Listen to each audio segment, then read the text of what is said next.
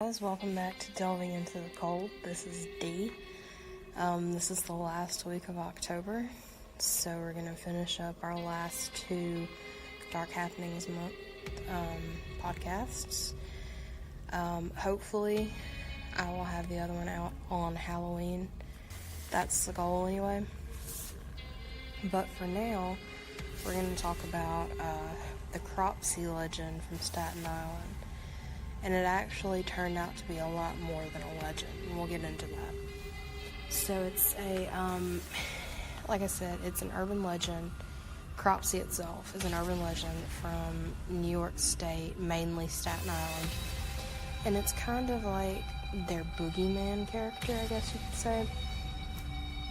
And it's even so popular that two filmmakers, Joshua Zeman and Barbara Casio, and I could be completely mispronouncing her last name, made a film about it. They're both from Staten Island, and so they kind of grew up with the urban legend. So they made a film about it in 2009 titled, Cropsey, obviously. And what happened in Staten Island back in the 70s and 80s was terrible, and I think that probably Cropsey was kind of a way for Staten Islanders to create this boogeyman because they didn't want to believe that someone was actually capable of doing this, sort of thing. Casio is quoted as saying, "It's about a small town location, a series of unfortunate events that affects the entire community."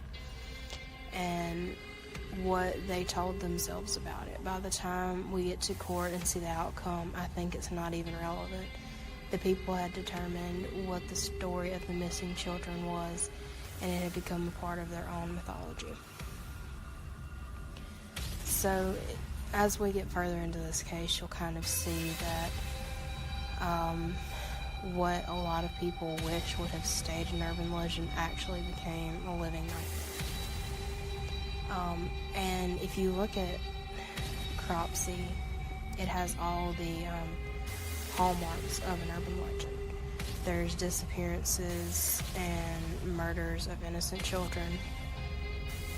There's a nearly invisible but vicious monster, which turns out to be Andre Rand. And there's a creepy location, which is the Willowbrook Mental Asylum, which is on Staten Island. It's abandoned. And Willowbrook itself is seen as a place of horror by the locals because of the treatment of the patients that had once been there. And it's kind of got this dark aura about it. Now, just kind of to set it straight, Cropsey is the urban legend part of this. Andre Rand is the actual person who kind of filled the shoes of the urban legend. The Cropsey urban legend actually is about an insane man with a hook that kidnaps children and takes them to the grounds of Willowbrook and murders them. And now, the reason that that's so relevant is because Andre Rand, who was just this guy, I don't like to throw words like this out there, but this insane individual back in the 70s and 80s who kind of just fed off of and created just this, I don't even know how to describe it, this terror for Staten Island. He actually had worked at Willowbrook at one point, and he's believed to have taken multiple children, though he was only convicted of the kidnapping of Jennifer Schwager and Holly Ann Hughes. So, let's talk a little bit about Andre Rand and his victims now. Earlier on in Rand's life, he was charged and served 10 months in jail for false imprisonment for taking 11 kids without the consent of their parents. Now, the kids were unharmed, but Rand took them out to eat, and he took them to the airport. And it's just really creepy because he didn't have the permission of these parents, and he didn't even really know the kids. So there's that. That's already, in my mind, a warning sign. So the victims that most people connect to Andre Rand, there's 5 of them. Alice Pereira, who was 5, she disappeared in 1972, and Rand was suspected because of his earlier charges.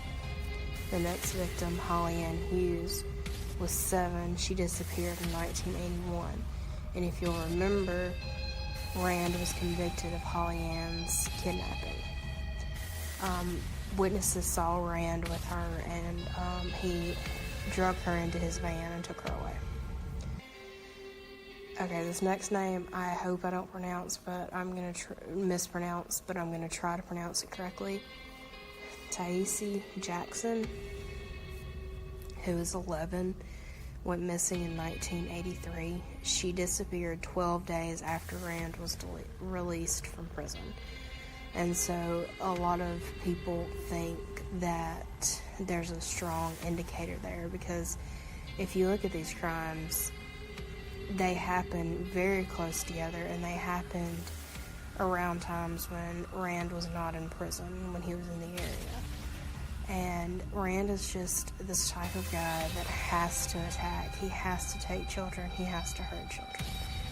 And so that's his pattern. That's his MO.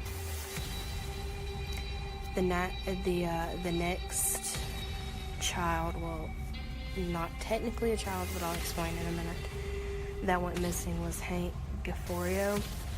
He was 22 at the time of his disappearance in 1984, but Hank was mentally challenged. He had a low IQ, he had mental problems, so in a lot of ways he still was too a child. And he was last seen eating out at a diner with Rand. And the last victim that can be attributed to Rand is Jennifer Schwager, I'm not sure, I'm sorry, who was 12 when she went missing in 1987. Now, Jennifer had Down syndrome, and Rand was eventually convicted of kidnapping Jennifer. And witnesses actually saw him with her, and she was discovered in the woods on the grounds of Willowbrook near some of his campsites. Now, I need to make it clear that while Rand was convicted of kidnapping both Holly Ann and Jennifer, he was never convicted of murder.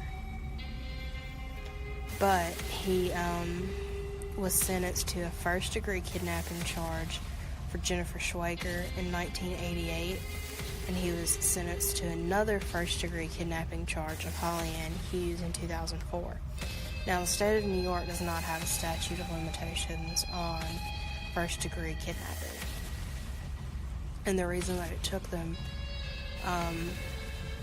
so long to charge with Holly Ann was they were looking for evidence. They were trying to find her body, and when they finally got the evidence that they needed to convict him of the crime, they took it to prison. And while they could not convict him of either Jennifer or Holly Ann's murders, they were very comfortable in convicting him with the disappearances of the 2 girls.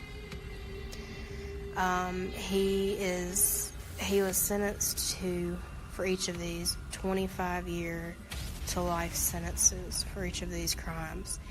Had he not been convicted in 2004 of Holly Ann's murder, he would have been eligible for parole very soon after that time, because his 25 years would have been up shortly after that.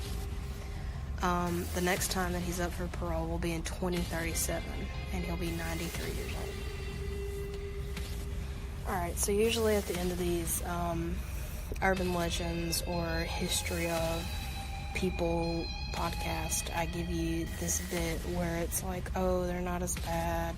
No, this guy was bad. This guy was every bit as bad, if not worse, than the urban legend, in my opinion.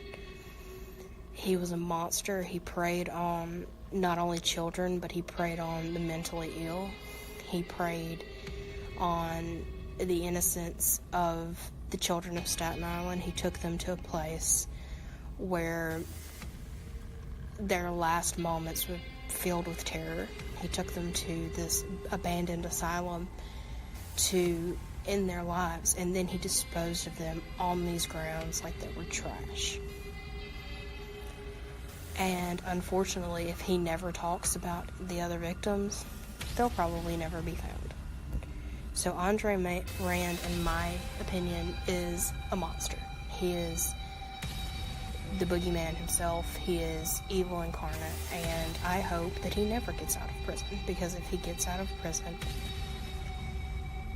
and he is physically capable, he will murder another child. That's my opinion. I've studied criminology, I've studied criminal justice, I've studied psychology. I'm not an expert in any of the fields, but as my professional opinion, as my human opinion, Andre Rand deserved to be buried under the prison. Alright guys, I know that this is a bit of a short episode, but there's not a lot of evidence now about Cropsey, the legend, because it's become so intertwined with Andre Rand. And quite frankly, Andre Rand does not deserve any more attention than he's gotten. His victims do, and I hope that someday that they're found. I hope that there's justice for Alice, Holly Ann, Taisi, Hank, and Jennifer. I hope that these families can be put at ease and be given an answer. But I don't think that Andre Rand deserves any type of attention, any type of special treatment. The only thing that I want to hear from Andre Rand personally is that he has finally said where the other victims are buried. Alright guys, sorry to get off on a tangent there. This guy just in particular makes me upset. So, I apologize. As usual, you can email, you can drop a comment under the video, you can go to the website, and any other ways of communication that you guys want to speak to me. Alright guys, stay safe, stay curious, and I'll see you next time.